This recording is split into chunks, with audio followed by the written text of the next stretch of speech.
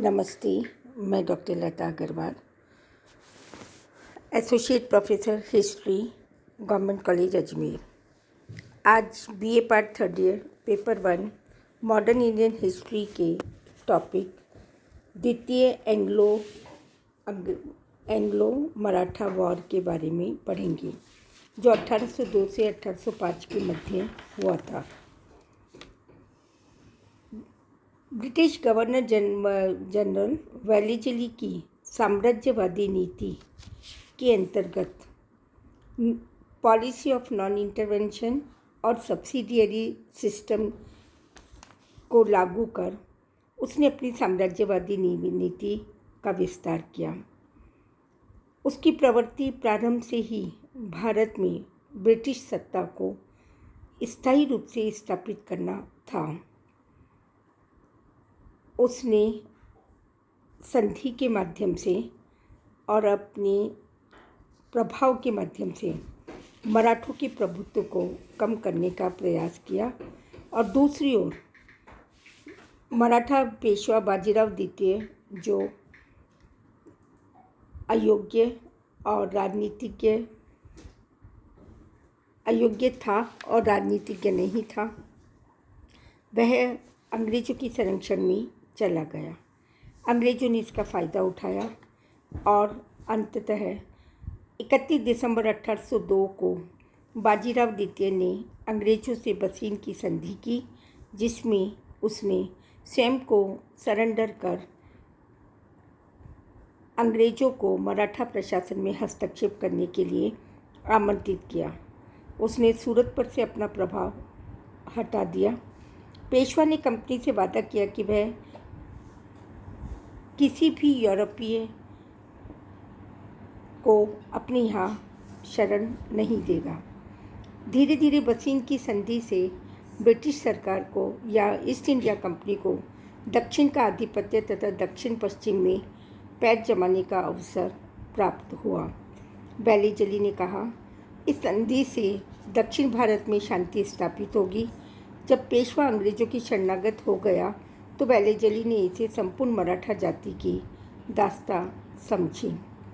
अंग्रेज़ों को अंतहीन तथा विवादास्पद झगड़ों में इस संधि ने फंसा दिया और साथ ही 3 महान शक्तियों में बैर हो गया, जैसे निज़ाम, मैसूर और मराठा। दूसरी ओर नाना फडणवीस की मृत्यु भी अंग्रेज़ों के बढ़ते प्रभाव का कारण बनी। आर्थर वेलेज़ली नर्मदा नदी के दक्षिण में एकत्रित मराठा सेना को उसने लौट जाने के लिए कहा और औरंगाबाद से 45 मील दूर असई नामक स्थान पर सिंधिया व भोसले की संयुक्त सेना को आर्थर ने घेर लिया। आर्थर वेलेज़ली ने अचानक धावा बोलकर मराठा सेना को परास्त कर दिया और विवश होकर सिंधिया ने 30 दिसंबर 1803 को सुरजी अर्जन गांवों की संधि करनी पड़ी। सिंधिया ने गंगा तथा यमुना के मध्य के प्रदेश अंग्रेज़ों को सौंप दिए, बसीन की संधि को मान्यता दे दी और अपने यहाँ अंग्रेज़ों की नियमित सहायक सेना भी रखना स्वीकार कर लिया। 26 अक्टूबर 1803 को अरगांव पर आर्थर वेलेज़ली ने भोसले को परास्त किया और इसके बाद अंग्रेजी सेना ने गाविलगढ़ की गढ़ी पर 15 दिसंबर 1803 को यूनियन जैक फहरा दिया। अंततः भोसले ने दिसंबर 1803 में देवगांव की संधि की। भोसले ने कटक तथा वर्धा नदी के पश्चिम का प्रदेश अंग्रेज़ों को सौंप दिया और बसीन की संधि को स्वीकार कर लिया। इस प्रकार संपूर्ण मराठा शक्ति ब्रिटिश सरकार के समक्ष नतमस्तक हो गई।